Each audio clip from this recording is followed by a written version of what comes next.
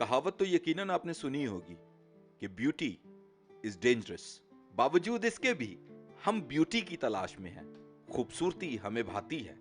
TV फिल्में देख देख कर हमारा लेवल बहुत ऊपर चला गया है। जीवन साथी के रूप में हम कभी ऐश्वर्या राय को तलाश करते हैं और मेरी बहन बेटियां शाहरुख खान और सलमान खान की झलक जीवन साथी में तलाश करने की कोशिश करती हैं।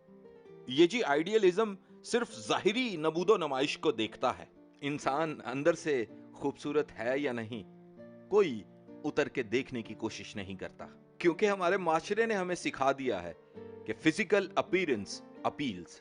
बस जी हर कोई उसको सुधारने के चक्रों में लगा हुआ है। क्या कभी आपने डेफिनेशन पढ़ी है बाइबल मुकद्दस में से खूबसूरती की? सुलेमान लिखता है, हुस्न धोखा और जमाल बेसवात है।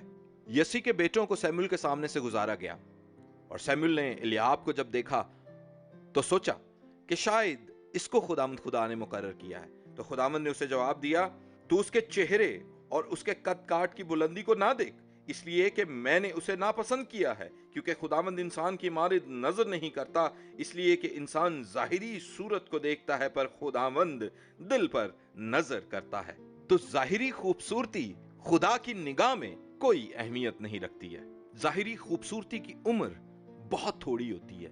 वक्त के साथ साथ उस पे झुर्रियां और दाग पड़ना शुरू हो जाते हैं और फिर हम किसी और आइडियल की तलाश में निकलते हैं, क्योंकि दिल तो बच्चा है। और फिर हमें वो इंसान जिसे हमने हजारों सैकड़ों में से चुना था, जिसकी हंसी हमें भाती थी, जिसकी खूबसूरती हमारे दिल में उतर जाती थी और जिसकी वजह से हम बेचैन रहते थे, अब वही इंसान हमें बेजार करता है। जो इंसान अंदर से खूबसूरत होता है उसकी खूबसूरती कभी मांद नहीं पड़ती है और वक्त के साथ झुर्रियां भी नहीं पड़ती। फेसबुक पर एक पेज है क्रिश्चियन मैच मेकर के नाम से।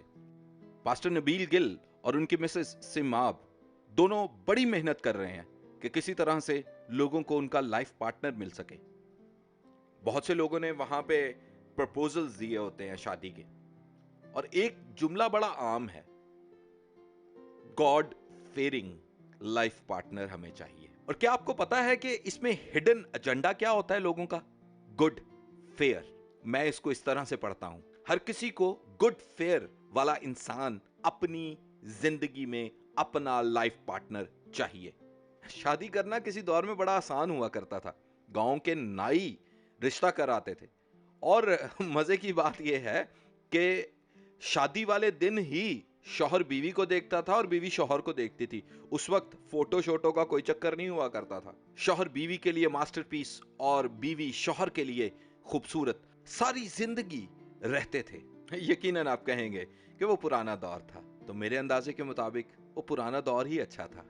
मेरी इस बात को वो लोग बेहतर तौर से समझेंगे जो अब तक इस वजह से बैठे हुए हैं कि वो खूबसूरत नहीं है दुनिया की निगाह में। जिन लोगों को लोग देख कर चले जाते हैं, अंदर झांकने की कोशिश ही नहीं करते। I am very thankful to Hum TV, जिन्होंने परिजा ड्रामा रिलीज किया और लोगों की थिंकिंग बदली। एक शख्स जो बदसूरत है और जो मोहब्बत की तलाश में है और किसी को अपनी मोहब्बत का इजहार वो कर नहीं पाता, इसलिए कि वो जानता है और उसे पता है कि मैं दुनिया की निगाह में बदसूरत हूं, लेकिन उसका अंदर बहुत पाकीज़ा और खूबसूरत है। अगर कोई ऐसा इंसान आपको मिले ना, तो फौरन से उसे अपना ले। अगर आपने जीवन साथी का स्टैंडर्ड सेट करना है तो बिब्लिकल करें। इमसाल उसका 31वां बाब पढ़ें, जहां सुगड़ बीवी का जिक्र हमें मिलता है कि शौहर भी और औलाद भी और माशरे वाले भी उसकी तारीफ करते हैं।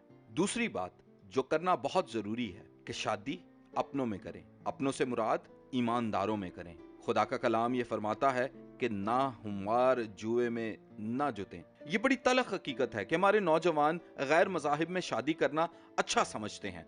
आए दिन हमारी बहन बेटियां दूसरों के साथ भाग जाती हैं और ये तमाम आइडियलिज्म का शिकार होती हैं। पूछा जाए कि आपने ये कदम क्यों उठाया है, तो जवाब ये मिलता है कि हमारी कम्युनिटी में हमारे लेवल का कोई नहीं है, और फिर जिस लेवल पे वो आपको ले आते हैं वो भी किसी से ढका छुपा नहीं है। कहते हैं कि थोड़ी खा लो पर इज्जत की खा लो। मेरे नौजवानों, बाज आओ ऐसे काम से जो आपको अपनों से भी दूर कर देता है और खुदा की नजर में भी हकीर कर देता है।